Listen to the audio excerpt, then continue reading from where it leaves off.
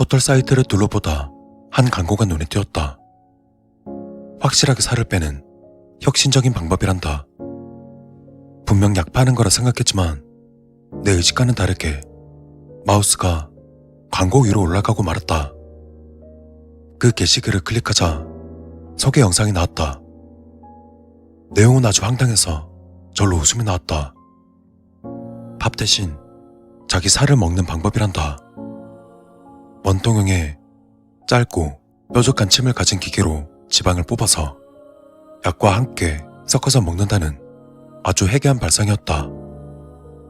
오늘은 만우절이 아닌데도 이런 광고가 버젓이 올라와 의아했다.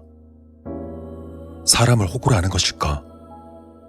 하지만 호기심에 계속 영상을 바라보니 난 설득당하기 시작했다.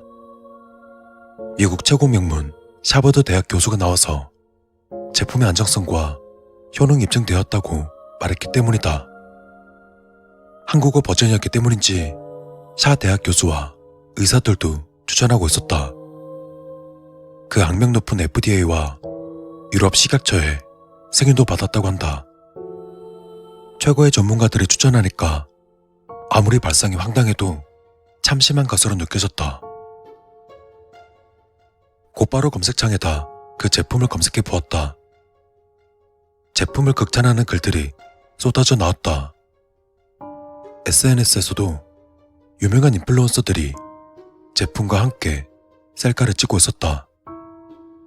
하지만 백문이 불여일견인 법, 자신이 비만이었다가 날씬한 몸매가 되었다는 영상 후기에 이미 내 마음은 카드를 긁고 있었다. TV를 틀어보니 홈쇼핑에서도 건강 뷰티 프로그램에서도 다 그 제품 얘기였다. 이렇게나 많은 사람들이 하는데 안정성이나 효능을 의심할 필요는 없을 것 같았다. 가격은 무려 80만 원이나 했지만 피부 미용 마스크에 200만 원도 쓰는 시대다. 난 고민하지 않고 할부로 결제했다. 내가 그 제품에 홀렸던 이유는 오랫동안 이어진 내 살에 대한 원한 때문이었다. 친구들을 보면 그들을 만나자마자 내 살에 대한 얘기부터 꺼냈다. 내가 살을 조금만 더 빼면 더 좋을 것 같다는 말은 귀에 못이 박히도록 듣는 칭찬이었다. 타인들도 자기들의 살 얘기를 자꾸 해댔다. 자기가 살이 쪘다느니 뭐니 하면서 별로 뚱뚱하지도 않은 것들이 그러니 내 마음은 초조해졌다. SNS에 올라오는 유명인들도 TV의 연예인들도 전부 날씬하고 예뻤다. 거울에 비친 내 모습은 뚱뚱하고 바보 같아 보였다. 엄마와 아빠는 지금도 충분히 예쁘다고 했지만 별로 도움되지 않는 말이었다. 그래서 유명한 다이어트 약을 먹어보기도 했다. 효과는 굉장했다. 음식을 줄이지 않았는데도 한 달 만에 10kg가 빠졌다.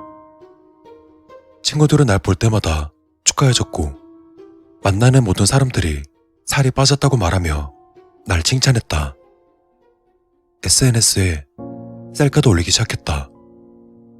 조금만 더 빼면 짧은 치마와 청바지도 당당하게 입고 다닐 수 있을 것만 같았다. 출렁거리는 내 뱃살도 이젠 안녕이다. 내 자존심은 하늘을 찔렀고 일상이 즐거워졌다.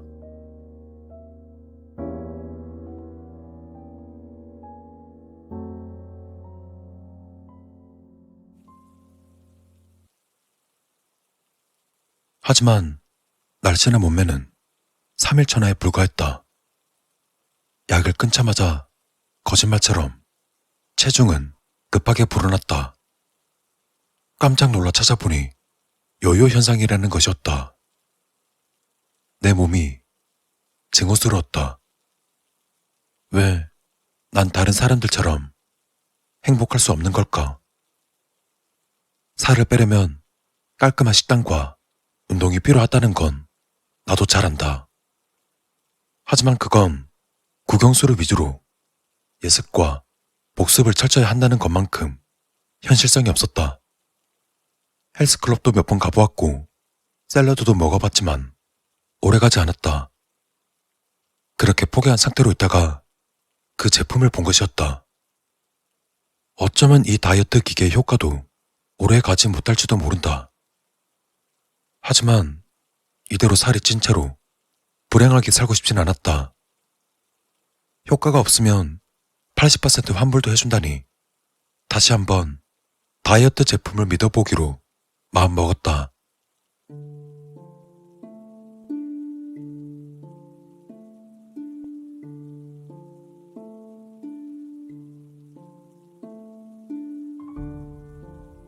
다이어트 기계는 영상에서 봤던 것만큼 이상했다.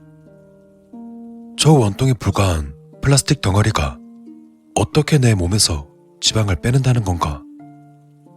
하지만 기계라는 건 마법과 같다. 원리는 굳이 신경 쓰지 말고 설명서대로 쓰기만 하면 되는 것이다. 뾰족한 부분을 배에 대고 전원을 켜보니 우웅 하는 소리와 함께 배가 떨렸다. 신기하게도 배가 아프지 않았다.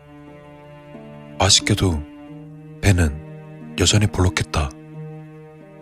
아무래도 며칠은 해야 효과가 나겠지.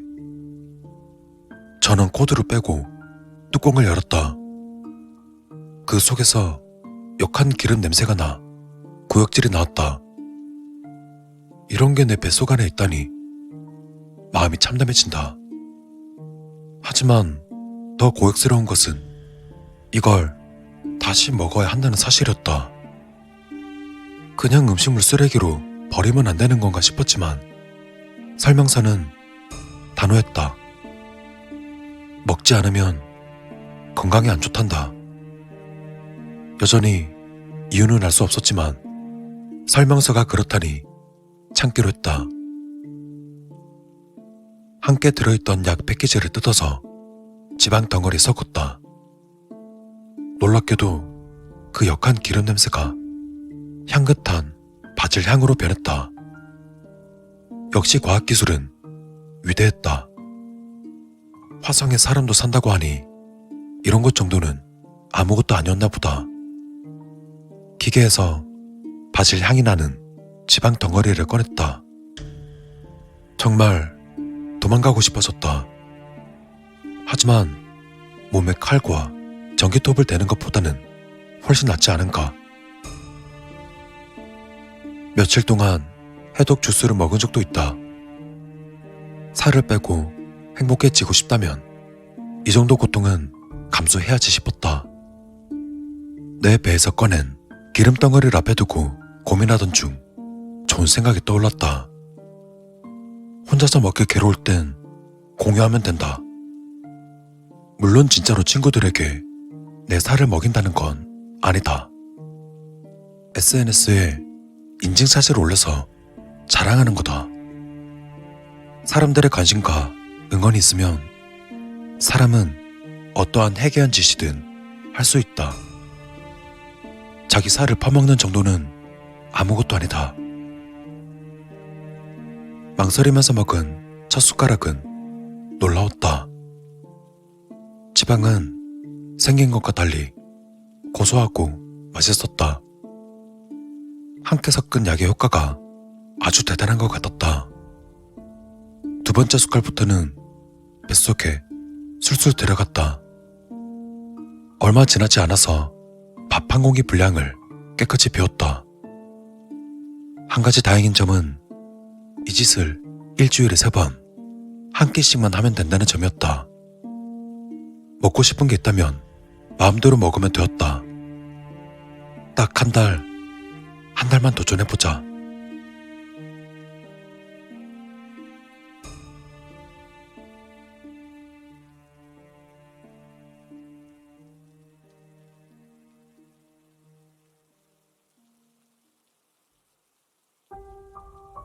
효과는 어마어마했다. 한 달 만에 살이 15kg씩이나 빠졌다. 다이어트 약과는 달리 요요 현상도 없었고 뱃살도 쑥 들어갔다. 주변 사람들이 아주 놀라워했다. 무슨 운동을 하길래 살이 이렇게 빠졌냐고. 난 당당하게 이렇게 말했다. 운동 안 해요. 그냥 제 살을 갉아먹어요. 자기 살을 먹는 해괴한 방식이어서 그런지 아직 머뭇거리는 친구들이 많았다. 난 친구들을 안심시키면서 적극적으로 추천했다. 나처럼 살에 대한 컴플렉스가 있는 B도 고민 끝에 기계를 샀다. 난 어느새 다이어트 기계 전도사가 되어 있었다. 별 볼 일 없었던 내 SNS 계정도 인기를 끌기 시작했다. 살이 빠지는 모습을 일주일에 한 번 올렸는데 그것이 사람들의 이목을 끌었다. 다이어트 식품 회사들과 운동기구 회사들이 내게 연락을 하기도 했다. 평생 느껴보지 못한 관심과 좋아요가 쌓였다. 난 신나서 지방을 먹는 글들과 셀카들을 더 많이 올렸다. 마치 화보 모델처럼 이쁜 배경에서 감성 충만한 사진을 찍기도 했다. 그동안은 인플루언서들에게 좋아요를 보내던 내가 이젠 받는 입장이 되었다. 자연스럽게 화장에도 관심을 가지기 시작했고 SNS의 수익 창출에 대해서도 알아보았다.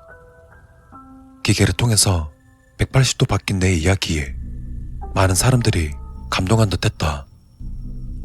사실 나만의 이야기는 아니었다. 혜성처럼 등장한 기계를 통해 다이어트에 성공한 사람들의 후기들이 파도처럼 쏟아져 나왔다. 제조사의 주가는 주식시장 천장을 뚫고 마구 치솟았다. 내 이야기가 누군가에게 희망이 되는 것 같아서 참 기뻤다. 어쩌면 머지않아 모두가 날씬하고 이쁜 몸을 가진 사회가 올지도 모른다. 그럼 외모와 몸매에 대한 콤플렉스는 사라질까? 그럴 수밖에 없다고 생각한다. 말하자면 모두가 외형에 있어서는 평등한 사회이니까. 칼을 대지 않아도 손쉽게 뺄 수 있도록 해준 과학이 고마웠다.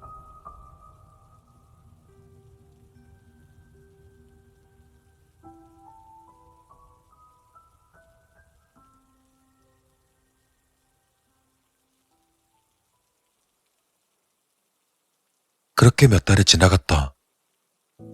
내 SNS 계정의 팔로워들은 10,000명을 넘었고 나도 인플루언서에 속하게 되었다. 집에는 여기저기 협찬받은 상품으로 가득했다. 내 살은 처음보다 25kg가 빠져 있었다. 전국을 강타한 다이어트 기계는 많은 사람들을 비만으로부터 해방시켰다. 내가 바래왔던 컴플렉스 없는 사회가 찾아온 것만 같았다.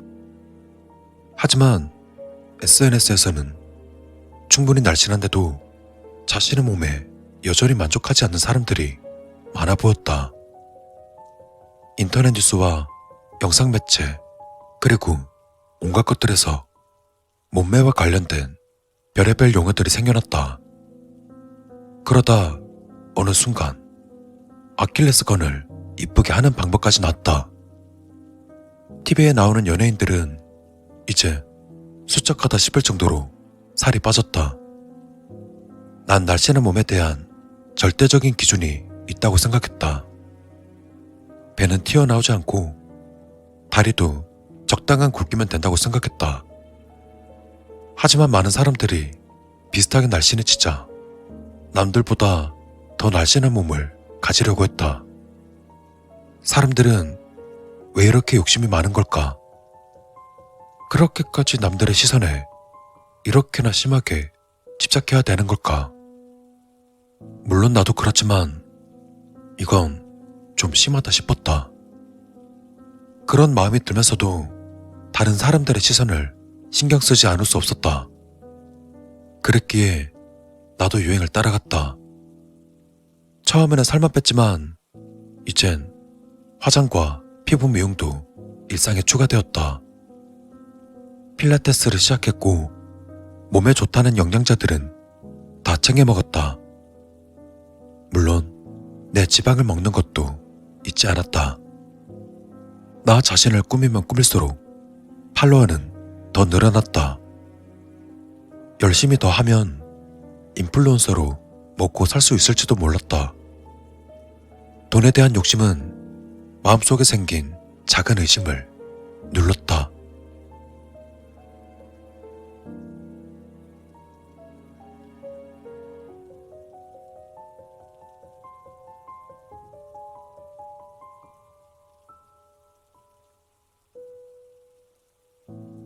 내 지방은 여전히 맛있고 바질 향기가 났다. 난 기계를 처음 써볼 때와는 완벽히 다른 사람이 되었었다.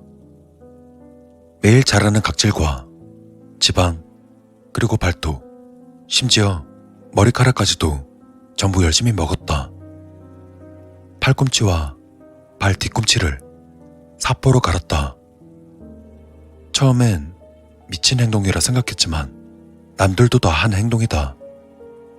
아프고 짜증나도 거울에 비친 내 모습은 정말 아름다웠다. 물론 SNS에 올라간 모습은 보정을 거쳐 더욱 아름다웠다.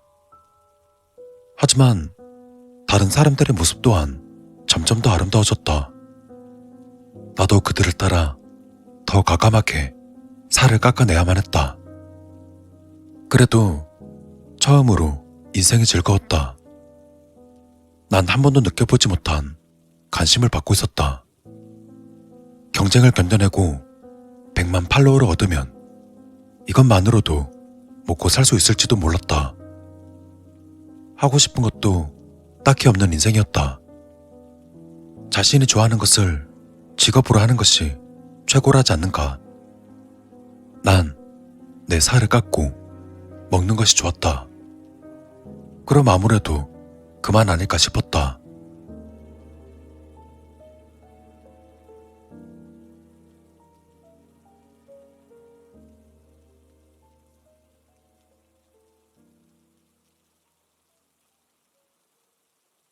그러던 어느 날 친구 B에게 전화가 왔다.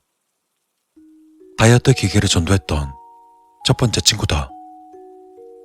B는 살이 빠지지 않아서 고민이라고 말했다.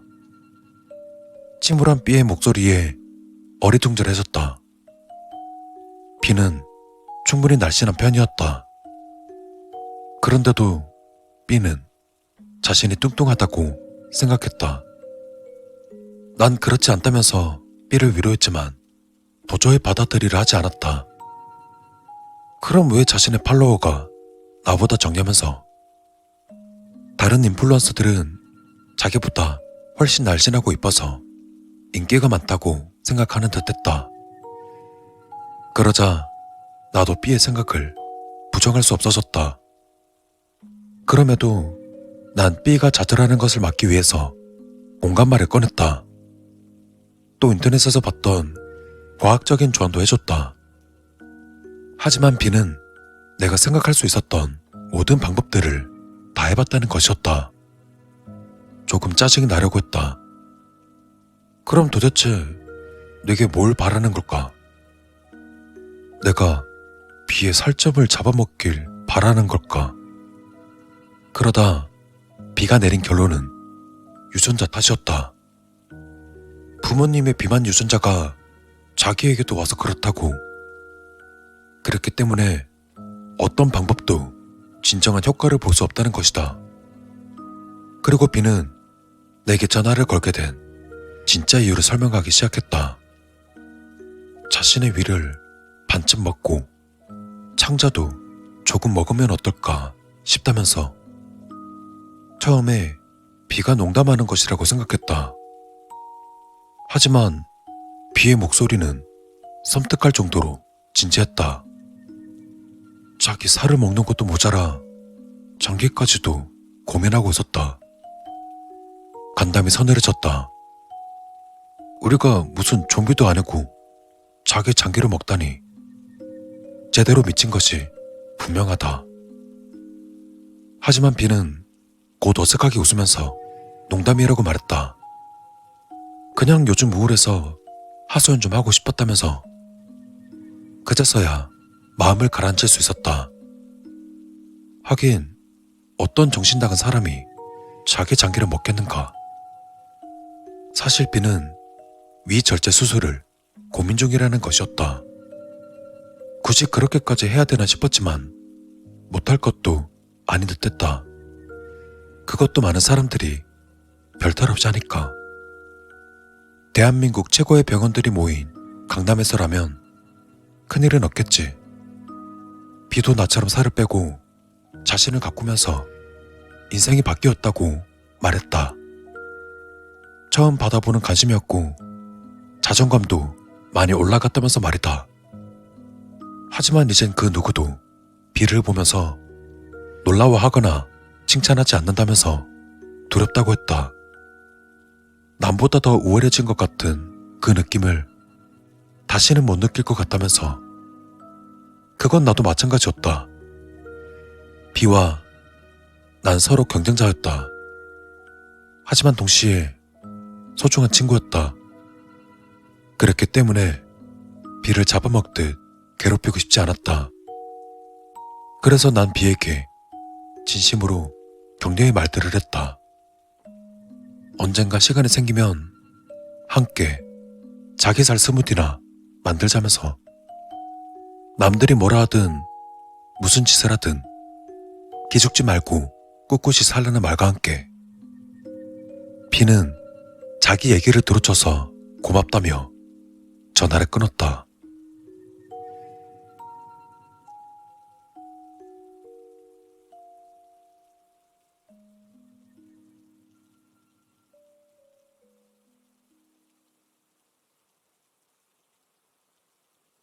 끔찍한 소식을 들었다. 친구 B가 죽었다는 것이다. 체중 감량을 위해서 위절제 수술을 하다가 수술이 잘못되었다는 것이다. 이제 위절제 같은 내과 수술도 성형외과에서 받을 수 있었다. 미용을 위해 장기를 좀 건드리는 것 정도는 괜찮다면서. B의 수술을 집도했던 의사는 내과 의사도 아니었다고 한다. 난 그 소식을 듣자마자 죽고 싶었다. B를 다이어트에 끌어들인 것은 나였다. 내가 B를 죽인 것만 같았다. 마법 같은 계기로 시작된 다이어트 열풍은 더욱더 자극적인 다이어트를 불렀을 뿐이었다. 나를 포함한 모두가 만들어낸 끝없는 경쟁과 자기 혐오가 B를 죽였다. 난 B가 죽은 다음에야 그 사실을 깨달았다. 경쟁이 심해진 것은 사람들의 욕심 때문이 아니라 그것으로 돈을 버는 사람들 때문이었음을. 더는 날씬해질 수 없는 사람들을 자기 스스로 뼈에 붙은 살까지 발라먹게 시킨 것이었다. 그깟 돈 때문에. 만약 마지막 전화 통화 이후 B를 찾아갔다면, 보정 속에 가려진 앙상하고 초췌한 B의 얼굴을 봤다면 난 B를 막을 수 있었을지도 모른다. 복잡한 생각과 의심은 모두 전문가들에게 맡겨버린 내 잘못이었다. 하지만 세상 그 누구도 B의 죽음에 책임을 지지 않으려 했다. 병원은 그저 의료사고였을 뿐이라면서 거액의 보상금을 B의 가족에게 건넸다. 유명한 사람들이 사건을 규탄하고 B의 이름을 딴 법을 제정하겠다고 말했다. 하지만 뚜렷한 성과는 없이 잊혀졌다. 미용과 다이어트 업계는 당당했다. 그들은 과도한 다이어트와 미용은 좋지 않다는 원론적인 말만 되풀이했다. 남들의 시선 따위는 신경 쓰지 말고 자기가 만족하는 만큼만 하라고. 살 빼고 예뻐지라고 온 세상의 광고로 도배하는데 어떻게 저런 말을 할 수 있을까? 살을 빼고 이뻐지지 않으면 큰일 날 것 같은 세상인데 그들은 자기 만족 같은 말만 짓거려댔다. 그들은 사람들 스스로가 살을 갉아먹게 해서 돈을 끌어모으고 있었다. 나도 내 살을 먹음으로써 다른 사람들도 자신의 살을 먹게 했다. 구세주처럼 느껴졌던 다이어트 기계는 사실 날 잡아먹고 있었던 것이다. 비가 죽은 뒤 난 끔찍한 피해망상에 시달렸다. 모든 사람들이 나를 잡아먹으려 한다는 망상이었다. TV에 잘생긴 연예인도 SNS에 환한 표정의 셀카 속 친구들도 길거리의 모든 사람들도 나를 잡아먹고 싶어하는 것 같았다. 각자 자신의 살을 먹었으니 이제 남의 살도 탐하지 않겠는가. 인터넷에 뜨는 광고도 TV에서 지나가는 광고들도 전부 사람을 먹으라는 말로 보였다. 내 SNS에 올라온 댓글들도 전부 날 잡아먹고 싶다는 말들로 보였다. 다이어트 기계로 이끌었던 광고는 이렇게 보였다. 자신을 먹으세요. 그리고 다른 사람도 먹으세요. 인간은 맛있습니다. 난 내 지방을 먹고 난 뒤 다른 사람보다 우월해졌다는 느낌을 받은 적이 있다. 모두들 날 부러워했고 시기하기도 했기 때문이다. 내 모습의 변화는 비에겐 엄청난 충격이었던 것 같다. 그래, 난 비를 잡아먹은 거나 다를 게 없었다. 자기 혐오에서 시작된 자기 살 뜯어먹기는 비에게 또 다른 자기 혐오를 준 것이니까. 그리고 난 잡아먹는 입장이면서도 동시에 잡아먹기는 입장이었다. 사람들의 기대는 끊임없이 높아졌고 난 항상 내 자신을 부족하다고 생각했다. 이 세상은 그렇게 서로가 서로를 잡아먹는 악순환으로 이어진 것 같았다. 내 지방은 곧 돈이 되었다. 오늘도 얼굴에 칼을 떼서 나오는 돈은 수천억이 넘을 것이다. 그렇다면 돈이란 단지 종이장이 아닐지도 모른다. 수많은 사람들을 잡아먹고 자신을 잡아먹게 해서 짜낸 것 아닐까. 이런 생각을 얘기하자 주변 사람들이 나를 미쳤다고 했다. 비가 죽은 것은 안타깝지만 내 생각은 그저 피해망상에 불과하다면서 또 빨리 병원에 가라고.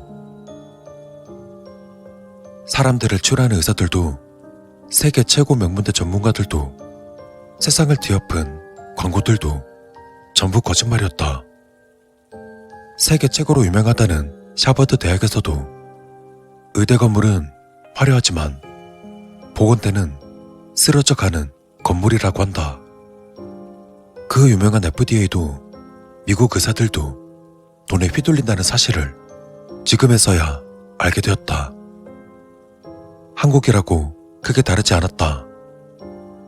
사람을 깎아먹는 병원으로 흘러갔고 사람을 살리는 병원은 의사들의 희생으로 버티고 있었다. 한쪽에서는 정크푸드를 먹여서 사람들을 돼지처럼 찌운다. 반대쪽에서는 약으로 사람들의 살을 깎아먹는다. 어느 누구도 사람들의 건강은 생각하지 않는다. 사람을 팍팍 찌워야 그들이 약을 먹을 것이고 자신을 깎아먹어야 정크푸드를 먹을 것이었으니까. 그것이 분노로 가려진 세상의 정치였다. 하지만 누구도 그 사실을 모르고 있었다. 그저 모든 잘못을 자기에게 돌리면서 자신을 깎아먹는 문화가 계속되고 있었다. 이러다가는 영화에서 나오듯이 좀비가 나타나고 말 것이다. 자기 살을 뜯어먹다가 인간의 맛을 탐하는 진짜 좀비 말이다. 그때는 모두가 서로 말 그대로 잡아먹게 될 것이다. 극적으로 나타난 백신도 치료제도 없을 것이다. 이건 사람이 만들어낸 병이었기 때문이다.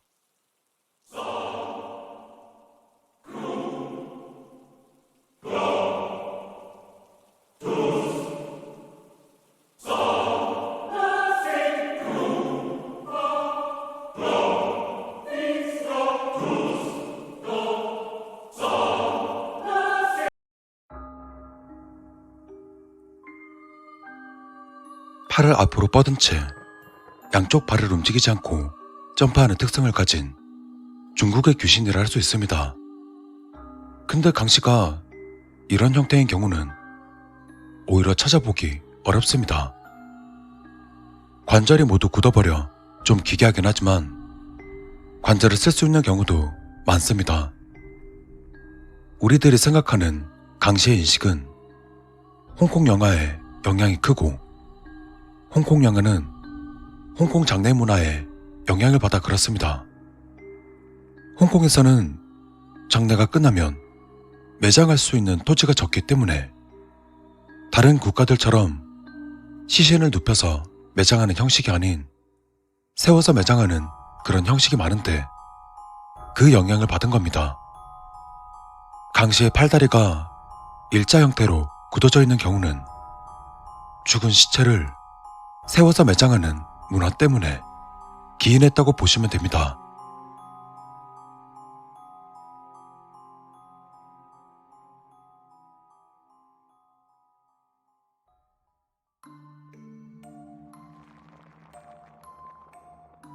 강씨의 단어란 불과 몇백 년 전까지는 동사한 사람이나 귀신을 이르는 말이기도 했습니다.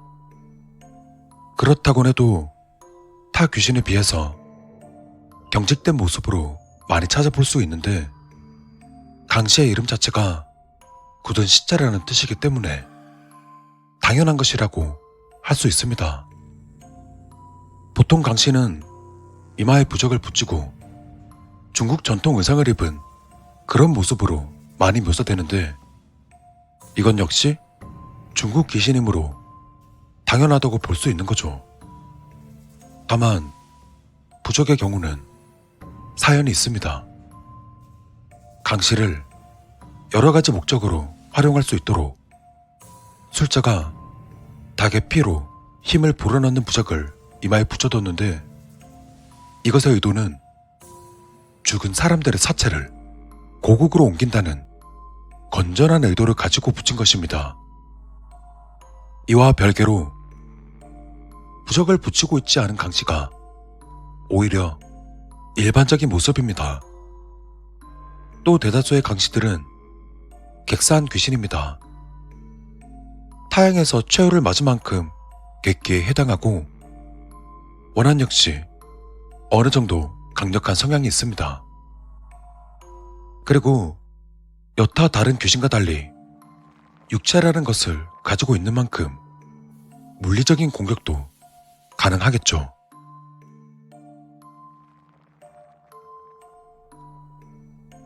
강씨의 능력. 강씨는 일단 기본적으로 완력이 강합니다. 하지만 강씨의 능력은 이게 다가 아닙니다. 굳이 이야기하자면 이건 강씨의 능력의 1단계에 불과합니다. 오랜 세월을 강씨로서 보내며 어떠한 방법이든 힘을 길렀다면 2단계에 돌입할 수 있습니다. 강씨가 주로 힘을 기르는 법은 인간을 잡아먹는 것이니 가깝게 지낼 수 있는 좋은 친구는 아닙니다. 강씨가 2단계에 들어가면 좀 골치 아파집니다. 이때 강씨들은 상당히 높은 곳까지 비행이 가능하고 이 상태로 이동 역시 가능합니다. 또한 둔갑술이나 사람을 홀리는 신통력 등 영적인 능력을 갖추기 때문에 처치하기가 아주 곤란합니다. 이 경우를 하늘을 날 수 있는 강씨라 하여 비강이라 부릅니다. 여기서 조금 더 숙성되면 이제 귀신의 레벨에서 점점 멀어지기 시작합니다. 매우 오랫도록 강씨로서 살며 힘을 기른 경우 가뭄을 일으키는 단계까지 올라가니까요. 대다수가 이 상태가 되기 전에 퇴치당하는 전승이 많지만 이 상태가 되어버린 강씨는 이제 마을 단위의 골칫거리가 아닌 국가 단위의 골칫거리가 됩니다. 여기서 더욱 많은 힘을 기르면 이젠 강씨의 특성마저 탈피해버리는 3단계로 돌입합니다. 이때 강씨는 사족 보행을 하는 맹수의 형태로 변하는데 이를 후라고 부릅니다. 엄청난 신통력을 보유하고 있어 어지간히 비범한 인물이 아닌 이상 근처에 가기만 해도 바로 후에게 인지당해 잡아먹히게 되는 경우가 많습니다. 강씨 때부터 꾸준히 사람을 먹긴 했지만 후는 인간을 먹는 걸 매우 좋아하는 흉폭한 요괴이기 때문입니다. 게다가 불을 뿜거나 드물게 번개를 다루는 경우도 있습니다. 보통 신선들이 후를 처리합니다. 아무래도 탈 것으로 애용하는 모양입니다. 이건 도쿄의 영향일 것 같은데 악은 결국 선을 이기지 못한다 정도의 개념으로 받아들이시면 될 것 같습니다.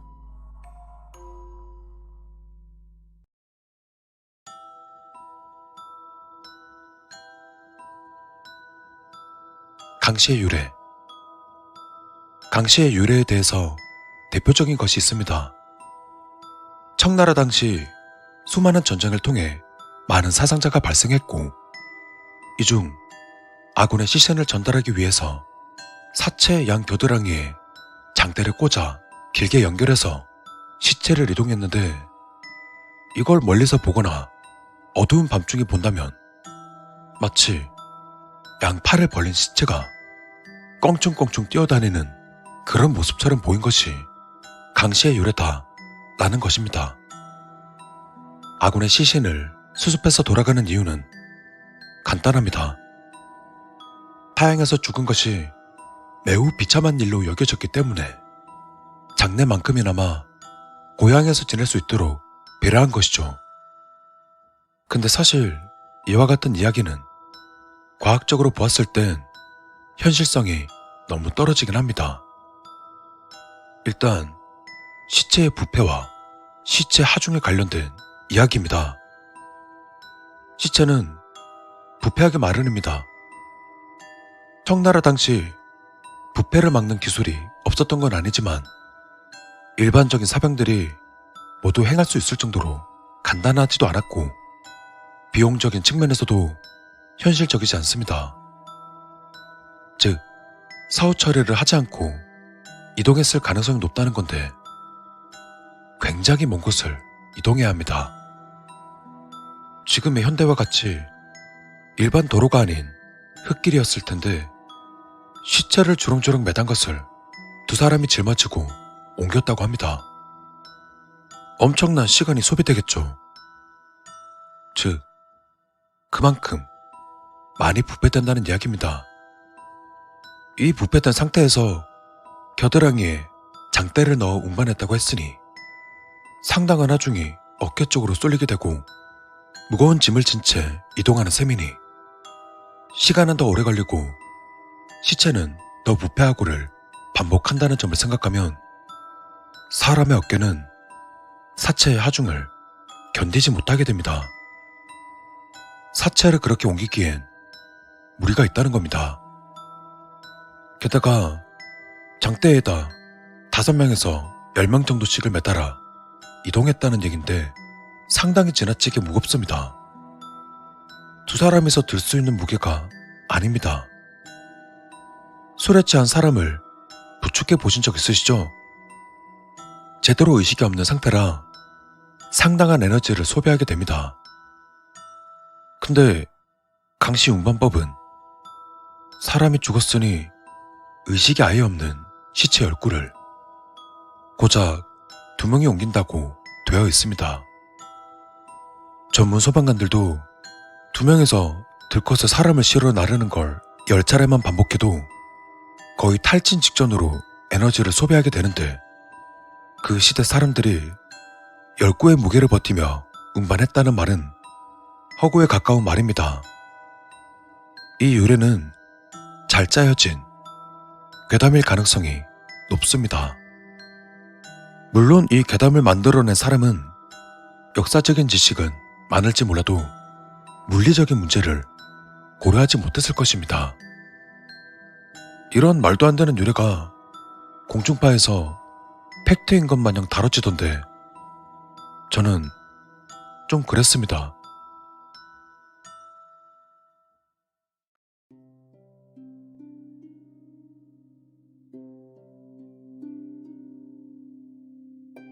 강씨의 전승. 짧게 하겠습니다. 비강에 대한 전승입니다. 비강은 마을 인근 동굴에서 거주하며 마을을 습격해서 큰 피해를 주기도 했고 무엇보다 어린 아이를 납치했다는 게 문제였습니다. 어린 아이를 납치한 이유는 잡아먹기 위해서겠죠? 강씨는 그걸 좋아하니까 말입니다. 더 큰 문제는 이 습격이 일회성이 아니라 지속상이었다는 사실입니다. 아이를 집에 숨기고 외출을 삼가하고 여러 가지 방비를 해보았지만 속수무책이었습니다. 그래서 도사를 고용했습니다. 도사의 작전은 이러했습니다. 비강이 주거지로 삼고 있던 동굴이 있는데 비강이 동굴을 빠져나가 활동을 개시하는 걸 기다렸다가 일부의 사람이 방울을 들고 동굴에서 대기합니다. 그리고 이제 도사의 영역으로 비강의 비행 능력을 상실하게 만드는 거죠. 이렇게 하늘을 날 수 없게 된 강씨를 다시 동굴로 향하게 합니다. 여기가 중요합니다. 동굴 속에 있는 사람들은 미친 듯이 방울을 흔들어야 합니다. 이 비강은 방울 소리를 무척 싫어하기 때문에 동굴로 가지도 마을로 가지도 못하고 난처한 상황에 몰리게 됩니다. 이를 둘러싸고 무찌른다는 계획이었습니다. 그런데 비강의 계력은 고려하지 않았기 때문에 혈투를 벌이게 됩니다. 방울 소리와 도사의 영역이 방해 요소로 작용해서 비강은 제대로 싸우지 못하지만 마을 사람들에게 속수무책으로 당할 정도로 무능하지도 않습니다. 그렇게 아침까지 혈투가 지속되면 햇빛을 보게 되는 비강은 거의 모든 힘을 잃은 모습을 보여주고 즉석에서 화형당합니다. 이건 흡혈귀 이야기 아니야? 라고 생각하실 수도 있는데요. 비강도 요교에 해당하니 햇빛을 보면 능력이 반감되는 것이고 방울소리도 이 비강이 싫어하는 것 뿐이지 비강의 대처법이라고 보긴 어렵습니다. 강씨의 대처법. 부적과 복숭아 그리고 나무로 만들어진 검입니다. 부적을 통해서 강씨의 움직임을 일시적으로 멈출 수 있고 타 귀신들과 다르게 강씨의 본체는 본인의 시체인지라 물리력을 가할 수 있습니다. 하지만 일시적으로 부적을 통해 움직임을 봉하는 것이니만큼 강씨를 때리거나 칼로 베기보다는 화형시키는 게 최선입니다.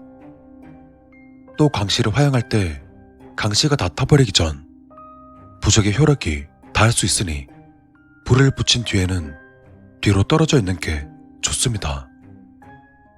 불에 타는 과정에서 강씨의 능력인 괴력이 적용되니 가까이서 구경하려다 같이 죽을 수도 있습니다. 복숭아, 나무건 같은 경우는 이건 굉장히 강력한 무기입니다. 복숭아, 신성한 과일입니다. 둔갑술을 쓴 귀신의 대처법으로도 쓰이죠. 둔갑술을 쓴 요괴는 절대 복숭아를 먹지 않습니다. 복숭아를 먹게 됨으로써 힘이 약해져 둔갑술이 해제될 수도 있기 때문입니다. 다시 검으로 돌아가면 이 검은 일종의 착해지게 만드는 무기라고 보시면 됩니다. 강씨뿐만 아니라 대다수의 요괴를 착해지게 할 수 있습니다. 헌데 만약 둘 다 없다면 화염병을 만들어 던져보시기 바랍니다. 뭐가 됐든 시신만 불살라버리면 단어 그대로 존재가 사라지니까요.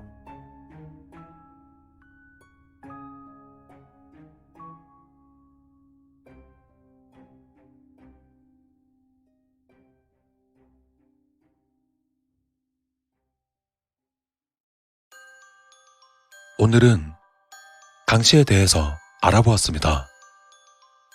강씨에 대한 내용은 많은 사람들이 알고 있기 때문에 다루지 말까 고민했었는데 강씨가 유명한 만큼 고전 강씨에 대한 내용에 와전된 경향이 있어 이렇게 강씨 이야기를 준비했습니다. 오늘 영상이 마음에 드셨다면 좋아요 한 번씩 부탁드리겠습니다. 감사합니다.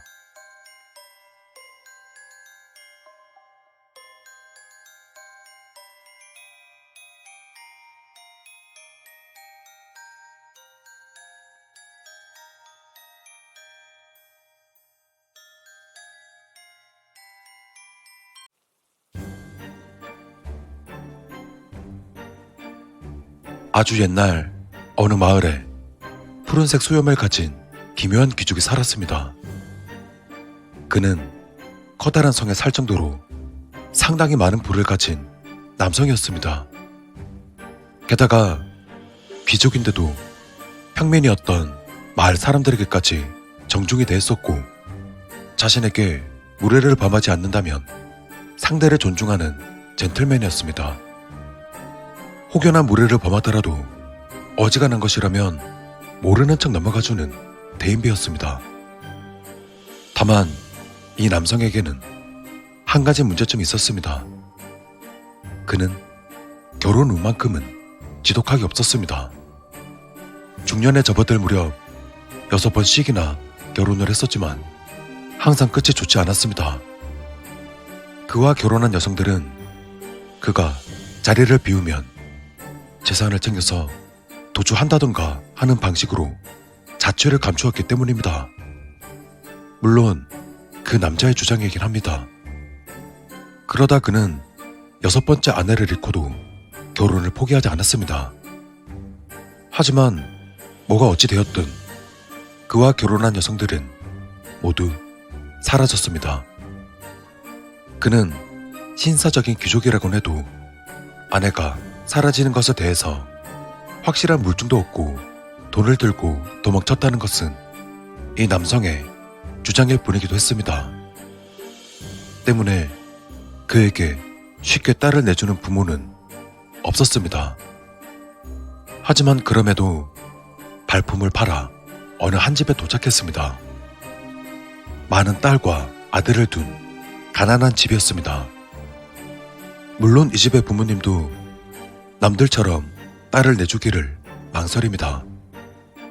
딸이 도망간다면 이번에야말로 푸른 수염이 단단히 화가 나 자신들을 해할 수도 있고 결정적으로 부모들이 되게 그렇듯 딸을 잃고 싶지는 않았기 때문이죠. 하지만 이 집안은 결국 푸른 수염에게 막내딸을 내줬습니다. 왜냐고요? 그가 제시했던 결혼 지참금이 이 사람들이 생각했던 금액보다 훨씬 높았기 때문입니다. 엄청난 거액을 제시했죠. 푸른 수염의 그는 엄청난 부자였습니다. 그에게 이 지참금은 푼돈에 불과할 만큼 앞에 이야기에서 그렇듯 돈이 있으면 무엇이든 할 수 있는 겁니다. 돈이라는 것이 얼마나 귀중한 것인지 교훈을 주는 동화입니다. 그러면 다시 이야기를 이어가자면 사실 이 막내딸도 처음엔 불만을 품게 됩니다. 아무리 그래도 남편으로 맞이한 사람이긴 하지만 귀족 앞에서 어떻게 행동해야 하는지 몰랐고 혹시 미움을 사게 되어 변을 당할까 두려웠기 때문입니다. 하지만 이 막내의 생각도 얼마 가지 못하고서 바뀌게 됩니다. 푸른 수염에 살고 있던 거대한 성의 외관은 매우 아름다웠습니다. 그런데 성의 내부는 밖에서 보았던 외관보다 훨씬 더 화려하고 아름다웠습니다. 무엇보다 매일 빠듯하게 일을 해야만 얼마 안 되는 음식을 겨우 먹었던 예전의 생활과는 전혀 다른 삶이 펼쳐졌습니다. 성의 하인들은 그녀에게 매우 깍듯하고 예의 바르게 굴었습니다.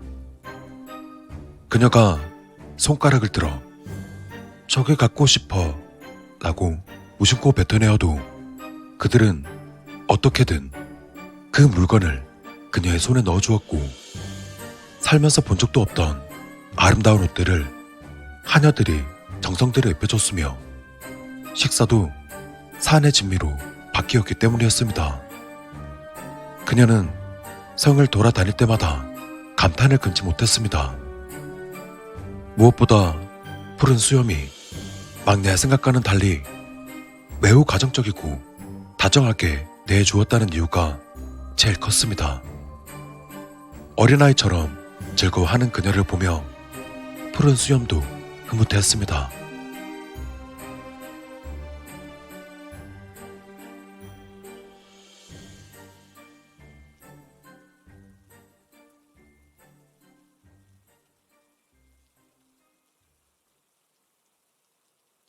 그렇게 지내던 중 푸른 수염에게 어떤 일이 생겨납니다. 그는 장기간 동안 먼 곳을 다녀와야 하는 일이 생겼습니다. 푸른 수염은 그녀에게 성 내부의 모든 문을 열 수 있는 마스터 열쇠를 주며 돈은 어디에 있으니 마음껏 써라. 부족할 리 없겠지만 만일 부족하다면 돈이 될 만한 것들은 이러한 곳들에 있으니 팔아서 쓰면 된다. 무엇이든 상관없으니 마음 놓고 써라. 하지만 지하실은 개인적인 방이니 열지 말아달라. 그렇게 말했습니다. 그리고 그는 그녀에게 지하실은 열지 않겠다는 약속을 받고 길을 떠났습니다. 그녀는 푸른 수염의 말대로 행동했습니다. 듣도 보도 못한 아름다운 그림들과 보석, 금, 그리고 금으로 세공된 장신구, 가치가 높아 보이는 무구와 갑옷 등 그녀의 눈동자는 문을 열 때마다 휘둥그레졌습니다. 지하실이 궁금해지긴 했지만 그녀는 남편과의 약속을 지키기로 했습니다. 그러던 어느 날 언니들을 초대해서 식사를 즐기며 연신 그녀는 언니들에게 자랑을 해댔습니다. 언니들은 물었습니다. 무엇이 있냐고. 그녀는 모른다고 답했습니다. 정말 모르니까. 그러자 언니들은 그녀를 꼬독였습니다. 아마 엄청난 물건이 지하실에 있는 모양이라고. 그녀는 언니들의 유혹에 넘어가지 않았습니다. 하지만 언니들이 가고 나서부터 궁금해서 미쳐버릴 것 같았습니다. 결국 그녀는 생각했죠. 구경만 하는 건데 큰 문제가 있겠냐고요.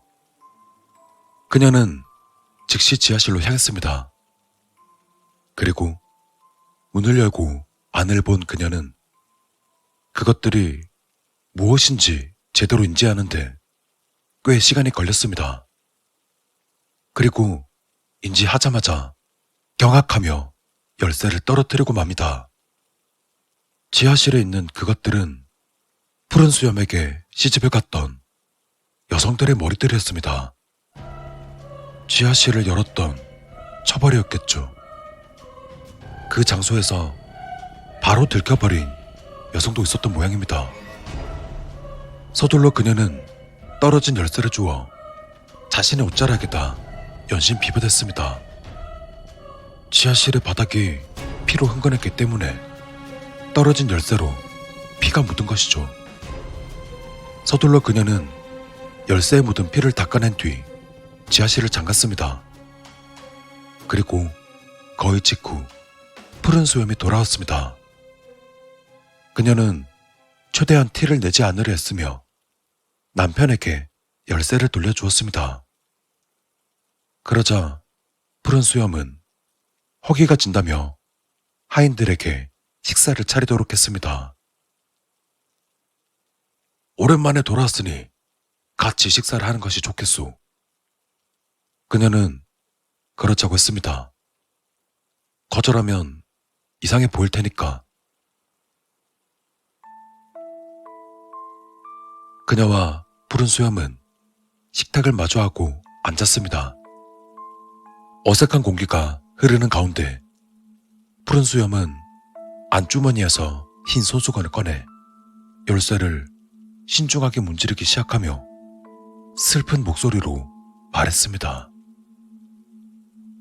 어찌하여 약속을 지키지 않은 것이오? 그녀는 화들짝 놀랐습니다. 하지만 그녀는 이내 거짓말을 늘어놓았습니다. 하지만 푸른 수염은 조용히 흰 손수건을 보여줄 뿐이었습니다. 손수건으로는 피가 묻어 있습니다. 그녀는 열쇠 틈에 묻어있던 피를 미처 닦아내지 못했습니다. 푸른 수염의 슬픈 목소리는 계속되었습니다.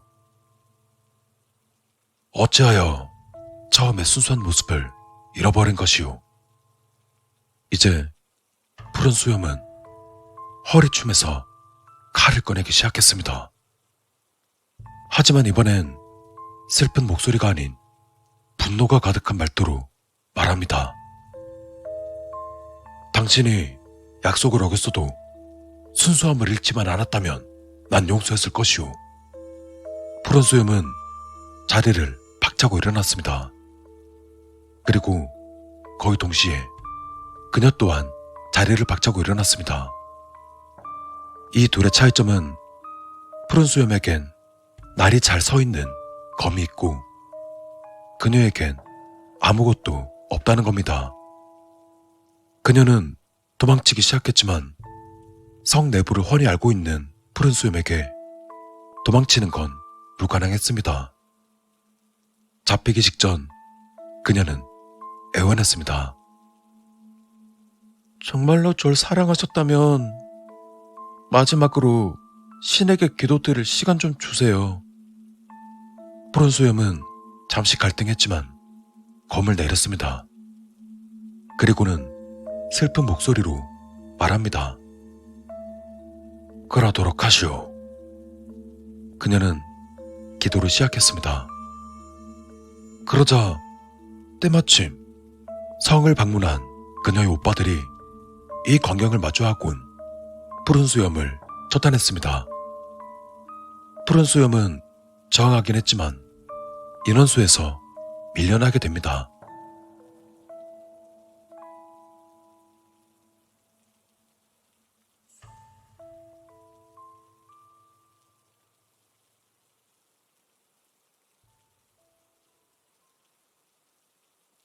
이렇게 동화는 끝이 납니다.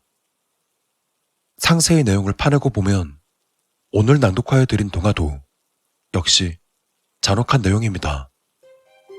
그런데 이 동화에는 현실적으로 무서운 부분이 있습니다. 푸른 수염은 현대로 치면 연쇄 살인범으로 볼 수 있습니다. 그리고 자신이 죽였던 아내들의 신체를 보관했던 사람입니다. 그런데 실제로 연쇄살인범들이 일종의 트로피 같은 개념으로 피해자의 신체 일부나 소지품을 가져가는 경우가 더러 있다는 것입니다. 어쩌면 이 동화는 실화 기반일지도? 이런 이야기는 의외로 많습니다. 남편이 아내를 의심하거나 아내가 잘못하여 살해당하는 이야기 말입니다. 푸른 수염이 상징적인 소염을 가지고 있어 유명할 뿐입니다. 판본에 따라 아내의 수는 다릅니다. 또 머리가 아닌 시신 그 자체를 보관한 판본도 있습니다.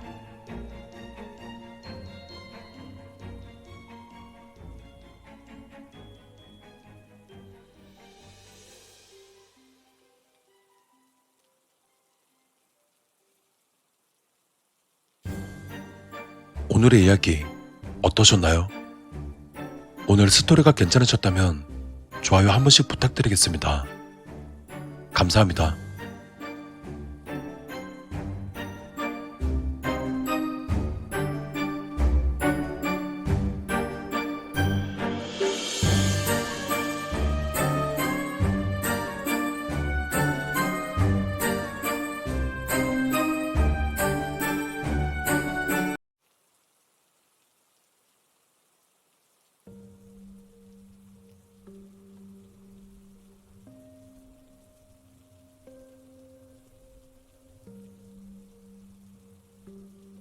(2014년) 제가 군복무를 할 적의 이야기입니다.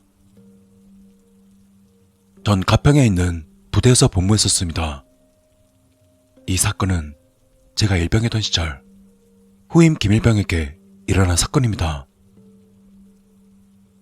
야, 일어나. 근무 가야지. 김일병은 불침번 근무자이자 고참인 신상병이 깨워서 일어났습니다. 또 그날은 비 내리는 소리가 유난히 시끄러웠었던 날이었습니다. 근무 시간은 새벽 2시부터 4시까지 가장 피곤하고 졸린 시간대입니다. 근무를 서게 될 탄약고는 언덕 쪽에 위치해 있었기 때문에 근무 시간보다 일찍 일어나야 했습니다. 다들 그런 탓에 탄약고 근무를 서는 날이면 매우 짜증을 부리곤 했었습니다. 거기다 비까지 오는 날이니 그야말로 최악의 근무였습니다. 김일병은 서둘러 환복하고 단독 군장을 차고 방탄 헬멧을 쓰고는 행정반에 시건된 총기를 꺼내고 대금을 받은 뒤 보고했습니다. 당직 사관님, 보고드립니다. 탄약고 근무 투입하겠습니다. 그래, 다녀와. 졸고 있다 막 잠에서 깬 당직 사관은 졸음이 가시지 않은 채 대답했습니다. 그렇게 대대 실장에게 보고를 마치고서 공포탄을 받아 검사한 뒤 탄약고로 출발했습니다.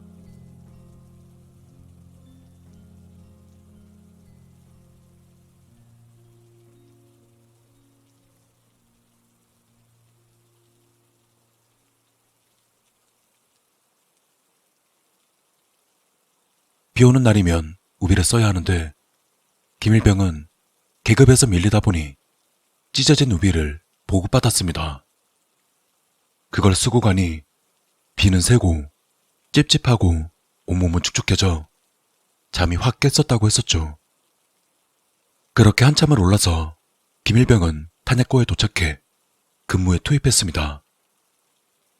그날은 고참과 함께하는 근무였습니다. 고참은 초소 안에 들어가시고 짬이 안 되는 후임은 밖에서 감시하는 당연스러운 전개로 흘러갔습니다.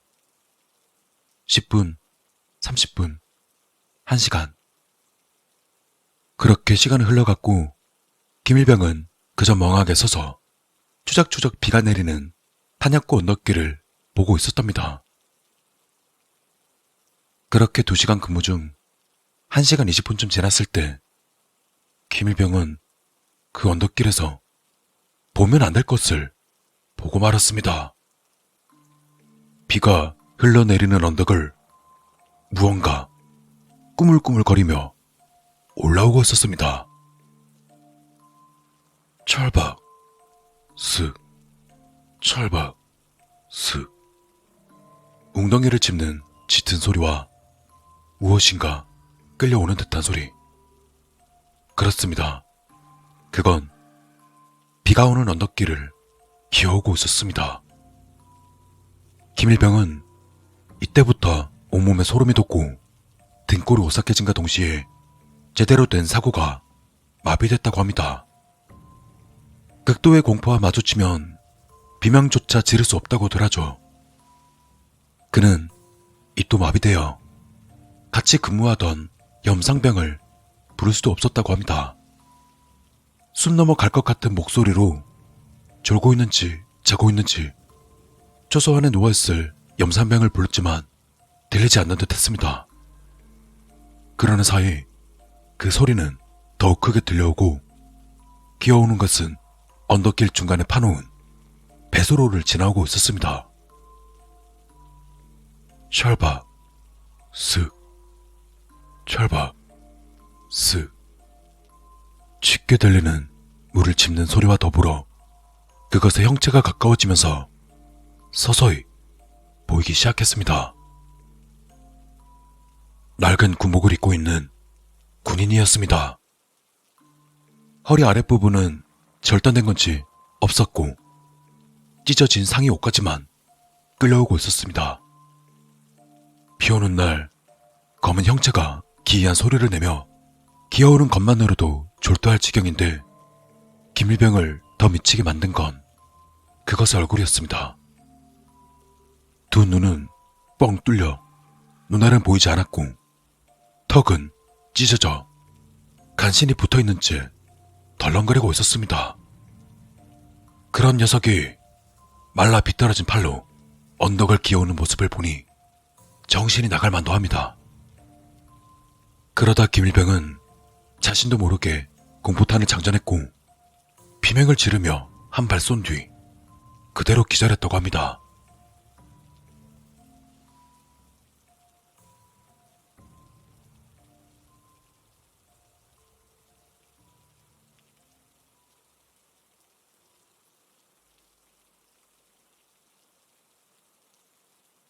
총소리를 듣고서야 잠에서 깬 염상병의 긴급 보고로 거품을 물고 실신한 김일병이 대대 팀장 및 5분 대기조에게 들것에 들려서 내려왔습니다.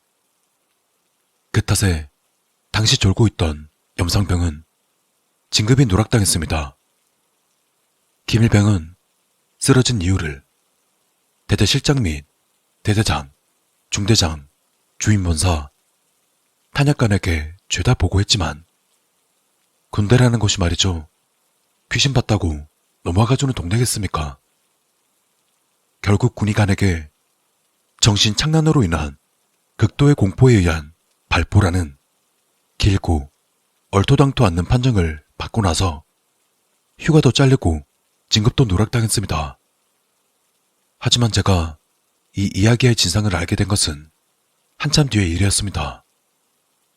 염상병도 전역하고 저와 김일병 모두 상병 계급장을 달고 나서야 이야기를 들을 수 있었습니다.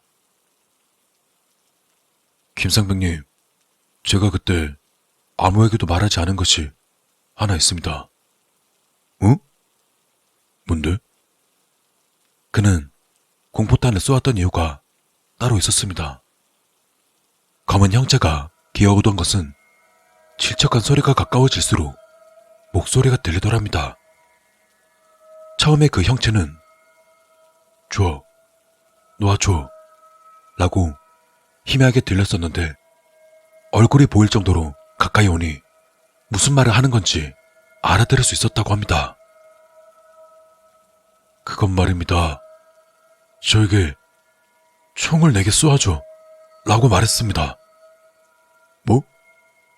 그러니까 그 낡은 군복을 입고 기어오는 게 낮은 목소리로 총을 내게 쏴줘 라고 하더란 말입니다.